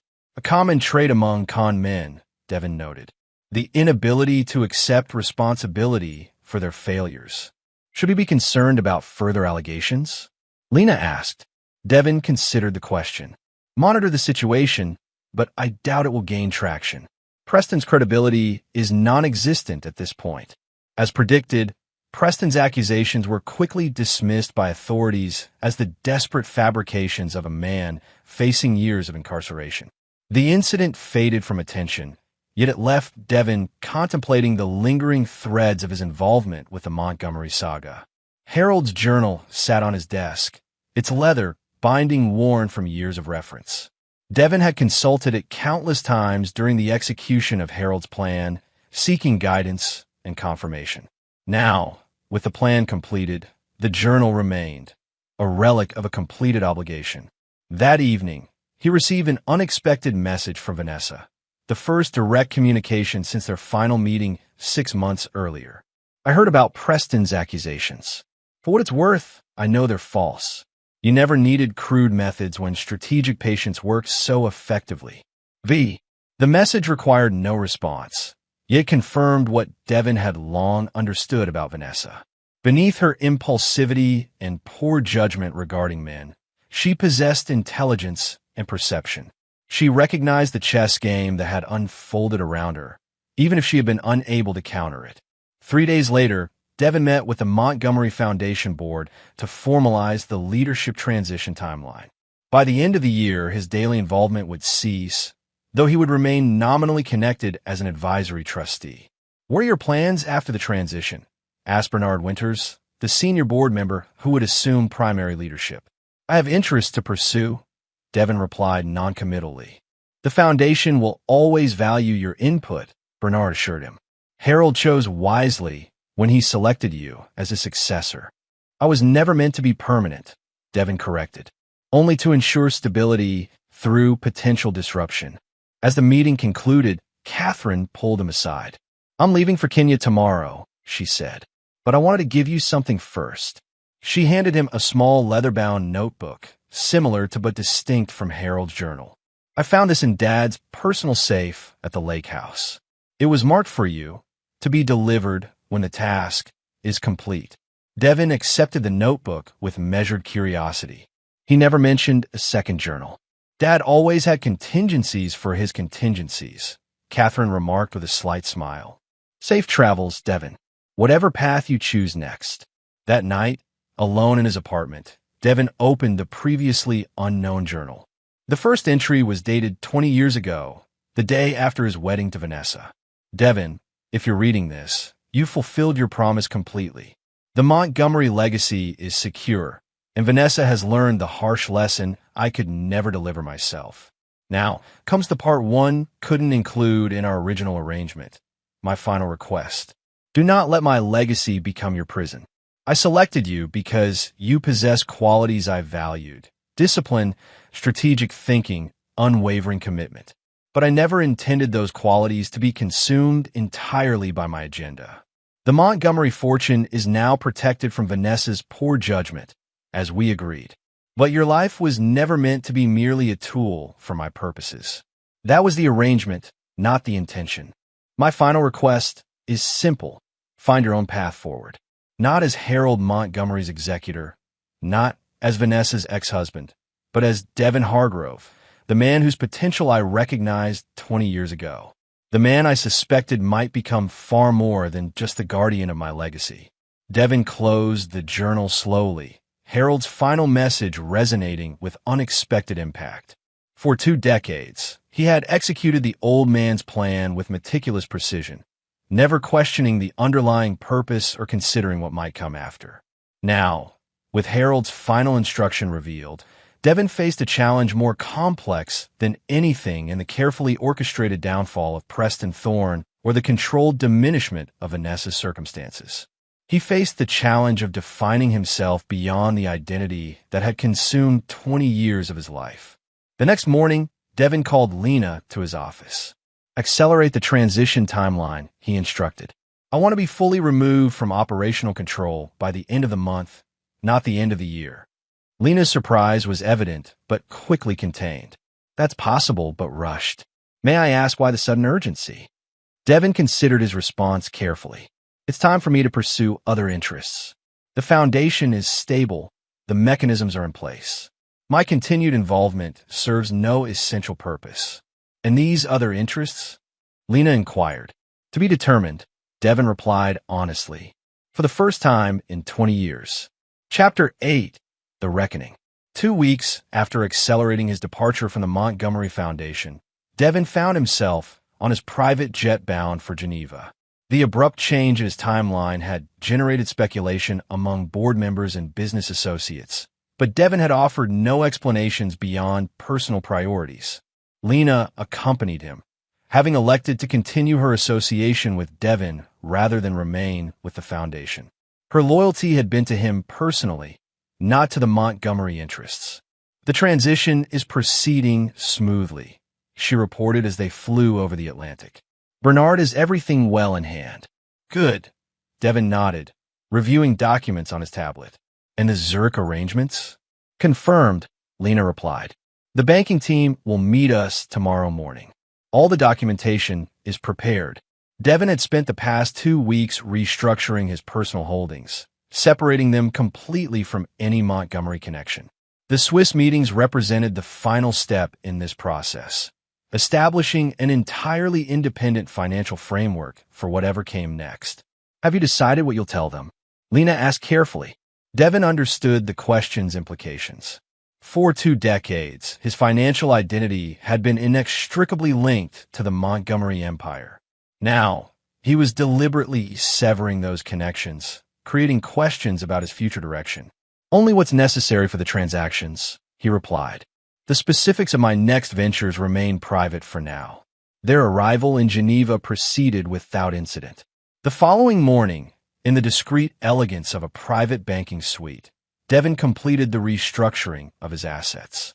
By noon, the process was complete. Devon Hargrove was financially independent from the Montgomery legacy for the first time in 20 years. As they left the bank, Lena observed, "It feels like the end of an era."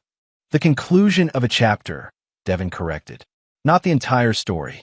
That evening, as Devon dined in his hotel suite, his secure phone rang with an unexpected caller, Detective Michael Reeves. "I apologize for disturbing you internationally," Reeves began, "but there's been a development regarding Preston Thorne." "Has he made additional allegations?" Devon asked, his tone neutral. "No," Reeves replied solemnly. "He's dead. Complications from his injuries." Devon absorbed this information with his characteristic composure. "I see. And you're calling because—" "Because his death elevates the investigation," Reeves explained. "What was assault is now homicide. His previous accusations against you have to be reviewed, despite their questionable credibility." "I understand," Devon replied calmly. "My representatives will cooperate fully, as always." After ending the call, Devon contacted Gregory Sinclair, briefing him on the development and authorizing whatever legal responses might be necessary. Preston's death was unfortunate, but changed nothing about the baseless nature of his accusations. "This seems unlikely to develop into anything significant," Gregory assured him. "Thorne's claims were dismissed once already, and there's nothing connecting you to the prison assault." "Nevertheless, be thorough," Devon instructed. "I don't want lingering questions." The following day, as Devon prepared to leave Geneva for his next destination, he received news that altered his plans entirely. Catherine Montgomery had been seriously injured in a small plane crash in Kenya. She was stable, but required specialized medical care. Without hesitation, Devon redirected his jet to Nairobi, arriving 18 hours later at the hospital where Catherine had been initially treated. Her injuries, a broken leg, fractured ribs, and a concussion, were serious but not life-threatening. "You didn't have to come," she said weakly when he entered her room. I'm not dying. Your medical evacuation needed arranging, he replied simply, taking the seat beside her bed. My jet is more comfortable than a commercial medical transport. Catherine studied him through pain-glazed eyes. Always practical. Did you read it? Dad's second journal. I did, Devin confirmed. And, she pressed weakly, I've accelerated my separation from the foundation, he told her. Complete financial independence has been established. A slight smile touched Catherine's pale lips. You're following his final instruction. Finding your own path. Beginning to, Devin acknowledged.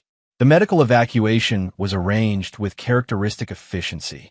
Within 24 hours, Catherine was aboard Devin's jet, attended by a medical team, bound for a specialized facility in Boston.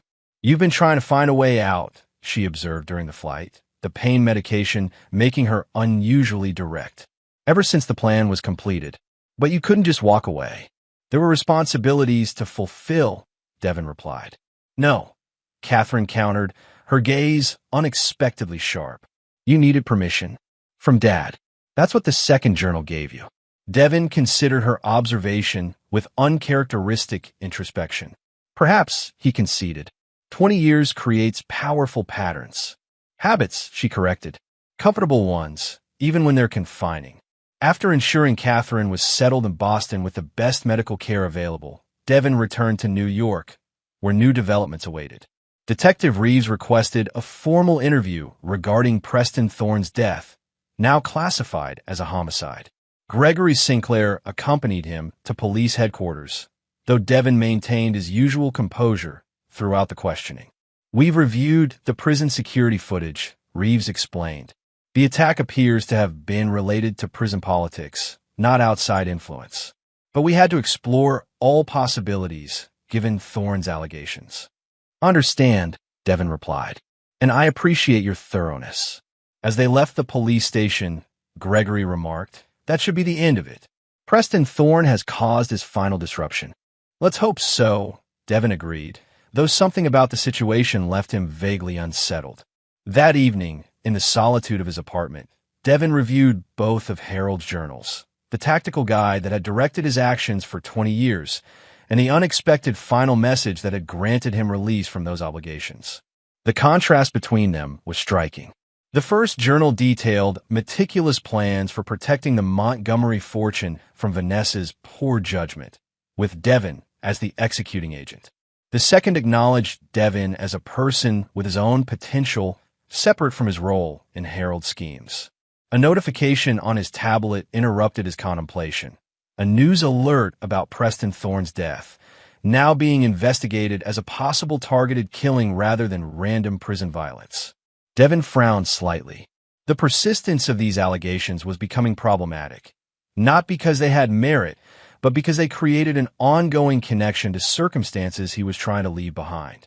His secure phone rang, Lena with her evening update. There's been an unexpected development, she reported. Vanessa has given an interview to the Wall Street Journal about Preston's death. It's scheduled for publication tomorrow. What kind of interview? Devin asked, his tone sharpening slightly. According to our source, she's contradicting Preston's accusations against you, Lena explained, providing context about his history of manipulation and fraud, essentially discrediting his claims from beyond the grave. Devin absorbed this information with surprise. Vanessa had no obligation to defend him. Quite the contrary. Her intervention was unexpected and, frankly, unnecessary from a practical standpoint. Her statement is comprehensive, Lena continued. She acknowledges her own poor judgment in becoming involved with Preston, confirms that you had no motive to arrange harm to him after he was already imprisoned and discredited, and suggests his death was the result of his own actions in prison, not any outside influence. Interesting, Devin remarked. Has she requested anything in return for this support? Nothing, Lena confirmed. There's been no contact with the foundation or any of your representatives. The following day, Vanessa's interview appeared as scheduled. Her defense of Devin was articulate and comprehensive, effectively dismantling Preston's posthumous accusations. She portrayed Preston accurately as a con man who had targeted her for financial gain, and Devon as the executor of her father's legitimate wishes regarding family wealth protection. The impact was immediate. Media interest in connecting Devon to Preston's death evaporated, replaced by retrospective pieces on Preston's history of financial schemes targeting wealthy women. That evening, Devon received a text message from a number he didn't recognize. "You didn't deserve to have your reputation tarnished by his final lie. Consider it the repayment of a debt. V." The message required no response, yet it represented an unexpected coda to their long and complicated relationship. Vanessa had suffered the consequences of her choices, as Harold had intended. Yet in this final interaction, she had demonstrated a capacity for responsibility and fairness that her father had never believed she possessed. 2 days later, Devon visited Catherine in the Boston medical facility, finding her recovery progressing well. "I saw Vanessa's interview," she mentioned as they shared a light dinner in her private room. "Surprising. Unexpected," Devon agreed. "Maybe Dad was wrong about her," Catherine suggested. "Not about her judgment regarding men. That was clearly poor, but about her capacity to learn from mistakes." "Perhaps," Devon acknowledged, though the lesson came at substantial cost. Catherine studied him thoughtfully. "You're different, you know, since reading Dad's second journal. Less constrained." "I'm adjusting to new circumstances," Devon replied carefully. "No," Catherine countered with a slight smile. "You're finally allowing yourself to consider possibilities beyond Dad's blueprint. It suits you." As they continued their conversation, Catherine's phone chimed with a news alert. She checked it, her expression turning serious. "What is it?" Devon asked. "They've arrested someone for Preston's murder," she reported. "A fellow inmate with connections to Alejandro Vega." Devon's eyebrows rose slightly. "The developer from Belize." "The same," Catherine confirmed. Apparently, Preston had promised Vega significant investment that never materialized. When Vega discovered Preston's imprisonment, he arranged retribution. "Fitting," Devon observed. "Preston's own scheme returning to claim him." "A natural consequence," Catherine noted, echoing Devon's words from months earlier. The revelation brought unexpected closure to the Preston Thorne chapter of Devon's life. The man's death had resulted from his own machinations, the web of deception he had woven eventually entangling him fatally. No elaborate revenge from Devon had been necessary. Preston's own actions had determined his fate. That night, as Devon flew back to New York, he reflected on Harold Montgomery's 2 journals, The Strategic Guide and The Final Release. For 20 years, he had followed Harold's path with unwavering discipline. Now, he faced the challenge of charting his own course. In the privacy of his jet, Devon opened his laptop and began typing. Not a strategic plan or business proposal, but something more fundamental. A vision for his future that belonged solely to him, untethered from promises to the dead or obligations to the past. For the first time in decades, Devon Hargrove contemplated his life not as an instrument of someone else's design, but as a creation entirely his own. Chapter 9, Liberation. 1 year after the dissolution of his marriage to Vanessa, Devon stood on the observation deck of his newly completed building in downtown Manhattan. The Hargrove Tower, his first major development bearing only his name, rose 72 stories above the city, a testament to his emergence from the shadow of the Montgomery legacy. Lena joined him, tablet in hand as always. The final occupancy permits came through this morning. "We're officially complete and fully leased." "Good," Devon nodded, satisfaction evident in his expression. "And the foundation space?" "Ready for the opening gala next week," she confirmed. The Hargrove Innovation Fund is generating significant interest in the tech community. The Innovation Fund represented Devon's first major philanthropic venture independent of the Montgomery Foundation, a $200 million commitment to supporting technology startups focused on environmental sustainability and medical advancement. Catherine's flight arrives at 4, Lena reminded him. Her doctor has cleared her for the trip, though she'll still need the wheelchair for extended periods. Ensure the penthouse is prepared for her stay, Devon instructed, and confirm her physical therapy appointments for the duration of her visit. Catherine's recovery from the plane crash had been steady but prolonged. Her decision to attend the tower's opening represented her first major travel since the accident, a gesture of support that Devin appreciated more than he expressed. Later that afternoon, as Devin welcomed Catherine at his private helipad atop the tower, he noted the improvement in her condition. Though still using a wheelchair, her color had returned, and the sharp intelligence in her eyes was undiminished. "Impressive," she remarked, surveying the panoramic views from the penthouse. "Completely your vision, for what I understand." From concept to execution, Devin confirmed, pouring them both a celebratory champagne. "The first project designed entirely to my specifications, without compromise." Catherine accepted the glass, studying him over its rim. "It suits you, building something that's entirely yours." "It's been illuminating," Devin acknowledged, "creating without constraints imposed by others' expectations." "That's the Devin Hargrove Dad saw potential in," Catherine observed, before he channeled it into his own agenda. They shared a comfortable silence, looking out over the city as dusk approached. "Have you heard from Vanessa?" Catherine finally asked. "Not directly," Devin replied, "though I understand her foundation is gaining traction, supporting women rebuilding after divorce and financial setbacks." "Ironic," Catherine noted with a slight smile. "Appropriate," Devin corrected. "Experience is a powerful teacher." The opening gala for the Hargrove Tower took place the following week, attracting the elite of New York's business and philanthropic communities. Devin moved through the crowd with practiced ease, his natural authority enhanced by the setting, a physical manifestation of his vision and capability. Gregory Sinclair approached during a brief lull in conversations. "Magnificent achievement," the attorney observed, gesturing to the surrounding space. "Harold would have appreciated the boldness of the design." "Perhaps," Devin replied neutrally, though it's not meant to reflect his tastes. Gregory studied him thoughtfully. "You've changed this past year. Found your own direction." "As instructed in the second journal," Devin acknowledged. "No," Gregory countered with unusual directness. Harold's final instruction was permission, not guidance. This, he gestured to the tower, the gathering, the Innovation Fund materials displayed prominently. "This is entirely your creation, your vision." Before Devin could respond, a stir near the entrance drew their attention. Vanessa Montgomery had arrived, elegant in a simple black dress that contrasted with the more elaborate attire of most female guests. Her presence was unexpected. She hadn't been included on the guest list.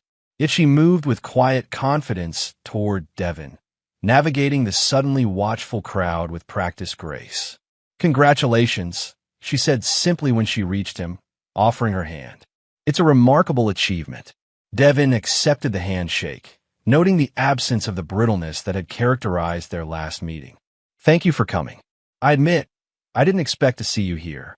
Catherine invited me," Vanessa explained. "She thought it might be appropriate for me to witness this milestone in your independent journey." Around them, conversations had hushed slightly as guests observed this unexpected reunion. Devin guided Vanessa toward a quieter corner, away from the most obvious scrutiny. "How are you?" he asked, his tone neutral but not cold. "Rebuilding," she replied honestly. "My foundation is small but growing. Helping women navigate the aftermath of financial disruption has been healing." "I've heard positive reports of your work," Devin acknowledged. Vanessa studied him with genuine curiosity. "And you?" "Is this," she gestured to the tower around them, "what you always wanted to create?" "It's what I'm creating now," Devin replied carefully. "The past is relevant, but not controlling." A slight smile touched Vanessa's lips. A diplomatic answer. "But I can see the difference. This building, it has your character, not Dad's." He would have hated the sustainability features and community spaces. "Harold believed in efficiency above all," Devin agreed. "I've found value in broader considerations." Their conversation was interrupted by Catherine, approaching in her wheelchair with the assistance of her nurse. "I hope you don't mind my addition to the guest list," she said to Devin, though her expression suggested she wasn't particularly concerned about his approval. "An unexpected but not unwelcome surprise," Devin replied diplomatically. The three of them, Devin, Vanessa, and Catherine, created a tableau that generated subtle but distinct interest among the other guests. The Montgomery sisters, together with Devon Hargrove, represented a visual statement about the evolution of relationships and the capacity for change. As the evening progressed, Devon found himself observing Vanessa with analytical objectivity. She had adapted to her reduced circumstances with more resilience than Harold had predicted, finding purpose in helping others navigate similar transitions. There was a genuineness to her current path that had been absent in her previous charitable endeavors. Later, as the event began winding down, Vanessa approached Devon once more. "Thank you for not having me removed," she said, a hint of her old dry humor surfacing. "It would have made for awkward headlines." "I've never been motivated by petty gestures," Devon replied evenly. "No," she agreed. "Your approach was always more strategic. Like Dad. And yet, distinct from him," Devon noted, "as recent developments have demonstrated." Vanessa nodded slowly. "He would have maintained control of the foundation indefinitely. Your choice to step away completely was unexpected. By design," Devon acknowledged. "Independence requires clear separation." As Vanessa prepared to leave, she paused. "For what it's worth, I understand now why Dad chose you. Not just for your business acumen or strategic thinking, but for your capacity to evolve beyond his expectations." After she departed, Catherine joined Devon near the floor-to-ceiling windows overlooking the illuminated city. "That went better than expected," she observed. "Your orchestration, I presume?" Devon asked mildly. Catherine didn't deny it. "I thought it might provide a certain symmetry. The three of us, at this milestone moment in your independent journey." "Symbolic," Devon noted. "Necessary," Catherine corrected, "for all of you to move forward completely. Dad's game is finished, Devon. What remains is what each of you builds from the aftermath." In the weeks following the gala, Devon accelerated the expansion of his independent ventures. The Hargrove Innovation Fund announced its first round of grants, supporting 12 startups with transformative potential. His real estate developments expanded beyond New York to include projects in 3 international locations, each incorporating the sustainability principles and community focus that had become his signature. 6 months later, Devon received an invitation to the formal opening of the Montgomery Women's Foundation's new headquarters in Palm Beach, a modest but elegant space funded by Vanessa's stipend and private donations. The invitation came with a personal note. "Your presence would be meaningful as we officially launch this work. The foundation represents my attempt to create something constructive from the lessons of the past 20 years. After consideration, Devon accepted, traveling to Florida on a crisp autumn day. The foundation headquarters occupied a converted historic building near the waterfront, tastefully renovated to serve its new purpose. Vanessa greeted him with professional warmth, leading a tour of the facility. "We provide financial counseling, legal support, and career redirection for women rebuilding after divorce or financial setbacks," she explained, introducing him to her small but dedicated staff. The operation was modest compared to the Montgomery Foundation's vast resources, yet there was an authenticity to it that struck Devon as significant. Vanessa had created something meaningful within the constraints of her circumstances, exactly what Harold had never believed she could do. "You've built something worthwhile," Devon acknowledged as they concluded the tour. "On a smaller scale than I once commanded," Vanessa noted, "but perhaps more meaningful because of those limitations." "Constraints often reveal true capabilities," Devon observed. As they shared a brief lunch in her office following the tour, Vanessa asked the question that had clearly been on her mind. Was it worth it? Dad's 20-year game, with you as his primary piece. Devon considered the question carefully. It served its purpose. The Montgomery legacy remains intact, protected from dissolution. "That's not what I asked," Vanessa pressed gently. "I know," Devon acknowledged. "The true answer is more complex. The arrangement with your father gave me opportunities one might not otherwise have accessed. It also imposed limitations I'm only now fully recognizing." "And if you could go back," she asked, "knowing what you know now, I would still accept Harold's proposal," Devon replied honestly. but perhaps with a clearer understanding of the importance of maintaining my own identity alongside his agenda. Vanessa nodded slowly, accepting his answer. Dad was brilliant at strategy, but limited in imagination. He never considered that people might evolve beyond his expectations, that I might learn from my mistakes, or that you might create something more significant than merely protecting his legacy. As Devin prepared to leave, Vanessa offered a final observation.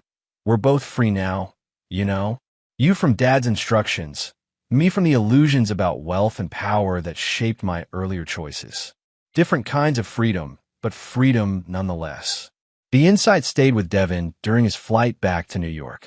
Harold Montgomery had orchestrated an elaborate 2-decade plan that had achieved its primary objective, protecting the family fortune from Vanessa's poor judgment and the predatory intentions of men like Preston Thorne. Yet the plan's execution had yielded unexpected secondary outcomes. Vanessa discovering purpose through limitation, and Devin recognizing the necessity of independence beyond obligation. 1 month later, as winter settled over Manhattan, Devin hosted a small gathering in his penthouse to celebrate the successful first year of the Hargrove Innovation Fund. Catherine attended, now walking with only a slight limp, her recovery nearly complete. I received an interesting proposal, she mentioned as they shared a quiet moment away from the other guests. Vanessa has approached me about establishing a partnership between her foundation and my conservation work. In what capacity? Devin asked, genuinely curious. Creating career pathways for her clients in conservation management, Catherine explained. Many of these women are highly educated but have been out of the workforce during marriages. Conservation organizations need their skills. An intelligent collaboration, Devin observed. Dad would hate it, Catherine noted with a slight smile. The two of us working together, creating something he never envisioned. Harold's vision was comprehensive but not unlimited, Devin acknowledged. He couldn't anticipate every potential outcome. Will you join us? Catherine asked unexpectedly, not as a Montgomery trustee or even as the Hargrove Innovation Fund, but as yourself, someone with valuable perspective on transformation and rebuilding. The invitation represented something Devin hadn't anticipated, a potential new connection to the Montgomery sisters based not on Harold's orchestration or legal obligations, but on shared interests and complementary capabilities. I'll consider it, he replied thoughtfully. Later that evening, after the guests had departed, Devin stood on his penthouse terrace, looking out over the city he had helped shape. 20 years ago, he had made a promise to Harold Montgomery that had defined his path with meticulous precision. That promise had been fulfilled exactly as specified, the Montgomery legacy secured against the threats Harold had anticipated. What Harold hadn't anticipated, couldn't have anticipated, was how the execution of his plan would transform not just Vanessa, but Devin himself. The wealthy socialite had discovered purpose through limitation. The disciplined executor had discovered vision beyond obligation. Devin's secure phone chimed with a message from Catherine. Dad planned for every contingency except the possibility that we might all become better versions of ourselves through his machinations. Ironic, isn't it? As Devin composed his reply, he reflected on the journey that had brought him to this moment. Harold Montgomery had seen potential in him 20 years ago, potential that Harold had channeled toward protecting the Montgomery legacy. Now, that same potential was creating a legacy that belonged solely to Devin Hargrove. Perhaps not ironic, he replied to Catherine. Perhaps inevitable. True strength reveals itself only when tested. And there you have it. Another story comes to an end. What did you think? I'd love to hear your thoughts in the comments below. If you enjoy this story, consider joining our community by subscribing. It means the world to us. For more stories like this one, check out the recommended videos on screen. And I'll see you there.